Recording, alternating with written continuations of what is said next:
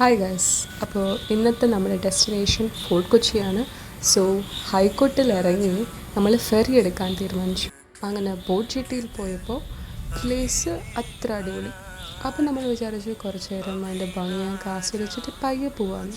അങ്ങനെ ഫെറിയുടെ വെയിറ്റിംഗ് ആണെങ്കിലും നമ്മൾ സെക്കൻഡ് ഫെറി എടുക്കാൻ വെയിറ്റ് ചെയ്ത് അവിടെ നല്ല വൈബ് അടിച്ചിരുന്നു.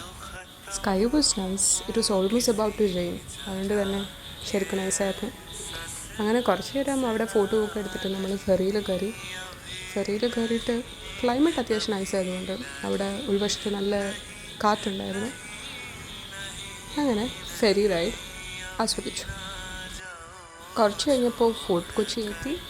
ആൻഡ് നമുക്ക് നടക്കാൻ ഭയങ്കര ഇഷ്ടമായതുകൊണ്ട് തന്നെ നമ്മൾ ഈ ഫുഡ് സ്പോട്ടും ഈ ബീച്ചിനവിടെയൊക്കെ നമ്മൾ നടന്നാൽ പോയത്. ആൻഡ് ആ വഴി മൊത്തം ഈ ആർക്കിക് സ്ഥലങ്ങളൊക്കെ ആയതുകൊണ്ട് തന്നെ ബോറടിക്കില്ല. അവിടെ കാണാൻ ഒരുപാടുണ്ട്. ആസ്പിൻ വാളും അങ്ങനെ ഓരോരോ സാധനങ്ങളൊക്കെ ഉണ്ടല്ലോ.